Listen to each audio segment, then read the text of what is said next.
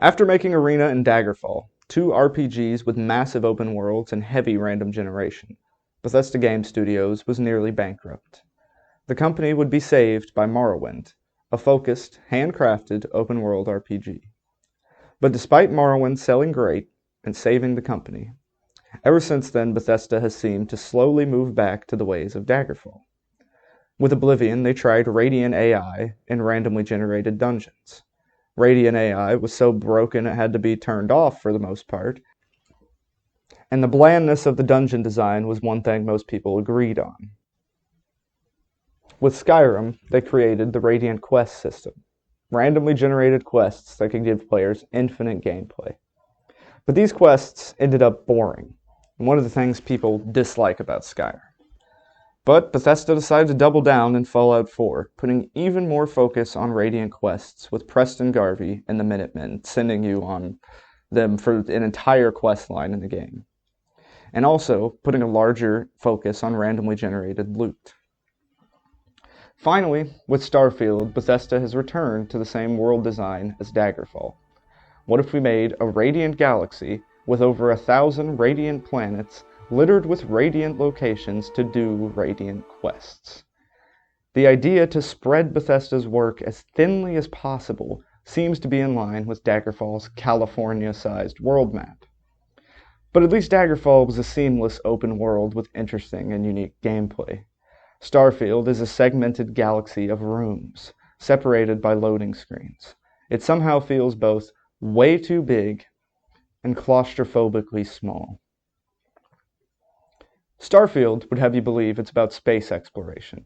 This is why there's so many planets and why the game's story focuses on an exploration guild. But the core of Starfield's gameplay is actually combat. The goal of almost all the game's systems, with the exception of speech, is to provide some combat benefit eventually. Gathering, crafting, base building, ship building, the main reason to do all of these is that they feed back into the combat loop. Exploration is severely lacking on the other hand. For starters, as I said before, you're in an ocean of boredom made from the randomly generated planets. So finding interesting or unique things is like a needle in a haystack. Almost all interesting locations are also given to you on the planet screen when you're in orbit, as possible landing zones, rather than being able to find interesting and unique locations by exploring a planet. And what this does is give you almost no incentive to actually explore once you're on a planet if you're not already in an interesting location.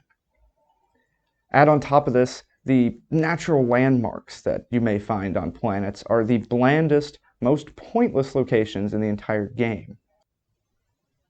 And while discovering alien species is cool, all it gets you is a little bit of experience.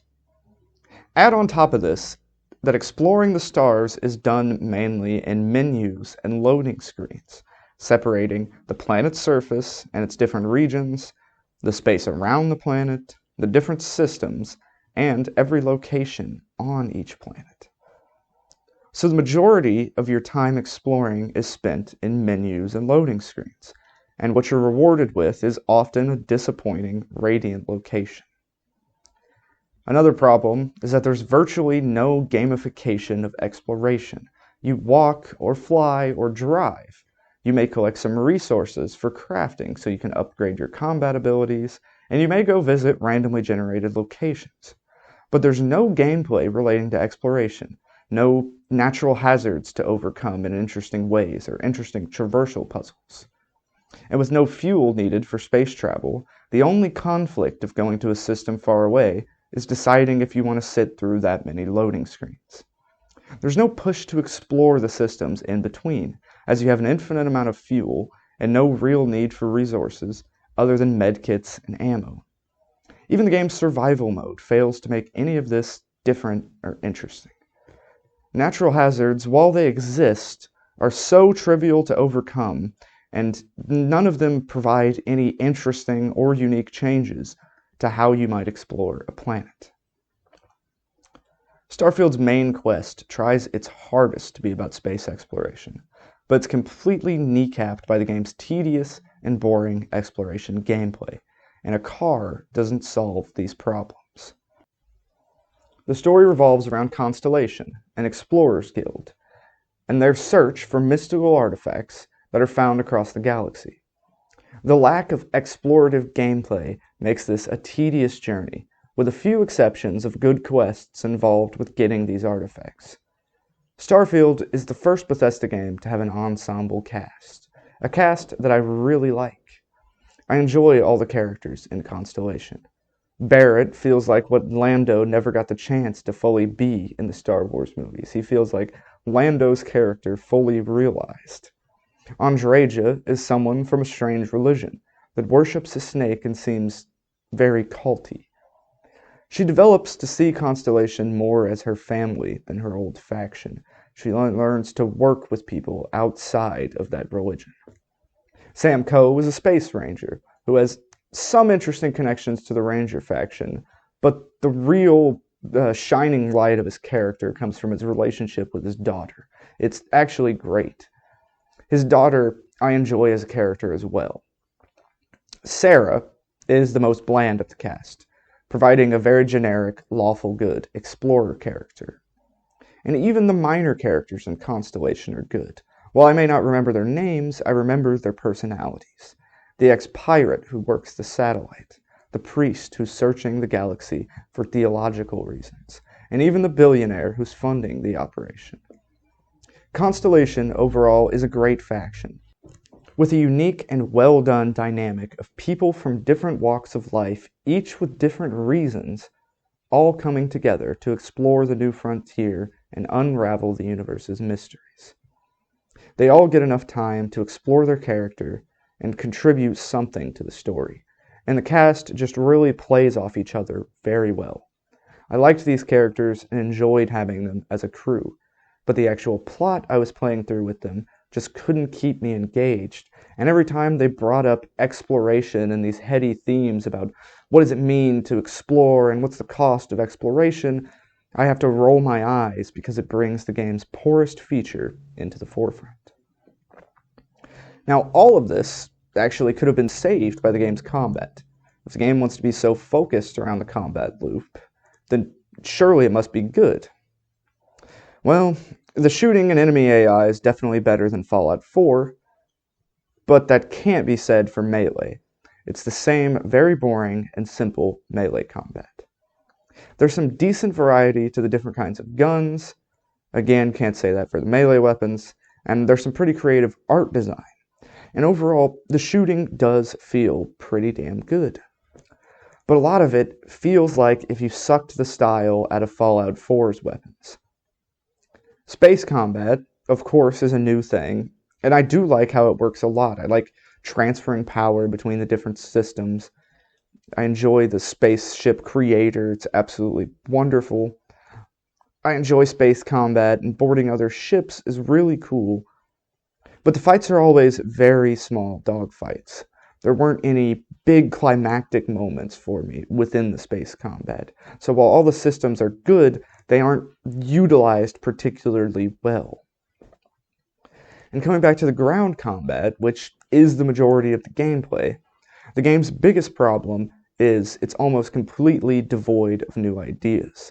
And a lot of this can be said across the board of this game, that this game really struggles to find new ideas. All of the game's perks are passive buffs, useless, or abilities it seems like you should start with. The jump pack, which is something you have to unlock through a perk, is a new and welcome addition, but doesn't add nearly enough to make the combat engaging. To top it off, Starfield has fucking dragon shouts, copied straight out of Skyrim. With the new skin of multiversal space magic, they put dragon shouts into Starfield. While playing this game completely alone, I literally sighed out loud when I got my first space power. Up to that point, the world had seemed bland, but I thought the realism of Starfield's galaxy had given it a unique personality and style that was different from most open-world sci-fi games, and that the relative blandness was the sacrifice to create that more realistic universe. But then they had to give you space magic, and all that realism seems completely wasted. It's like they didn't know what tone they wanted. So we get this toneless, styleless blob of previous Bethesda ideas and what they think is popular. Multiverses, big space simulation game, that kind of stuff.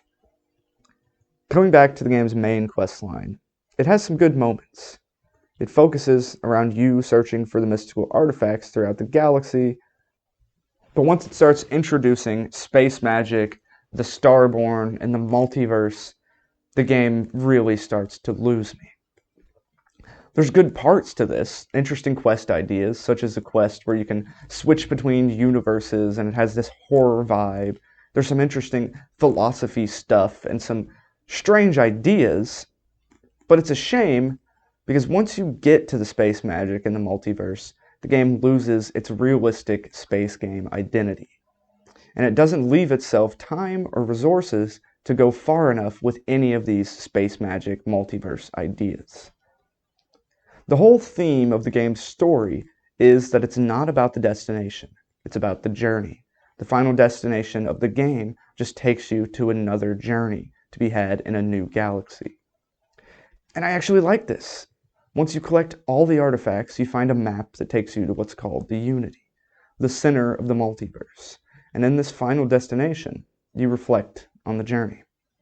This resonates with all kinds of religious ideas. In most religions, when we die, what happens? We're judged, and then we move on to another journey, be it back on Earth, in heaven, or some other afterlife. Starfield understandably doesn't want to judge the character, so it settles for reflection. Ending the game with you reflecting on your journey, talking with God, is a pretty damn interesting one, and not what I expected the ending of this game to be when I started. But it all falls flat, because the journey is so damn tedious and boring. If it's all about the journey and not about the destination, why design it this way? Why make that journey so bland? Bethesda's game design completely fails their story and deflates any emotion or meaning that I could have gotten from this finale.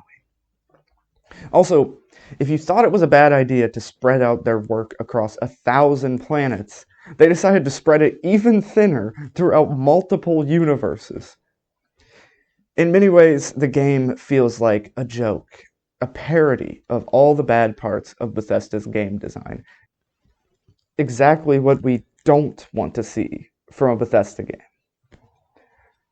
There is good in Starfield. Some of the faction quest lines, some of the side quests. There's some really good writing, and I really enjoy the main cast of characters. But it's just not worth trudging through the muck and mire of mediocrity.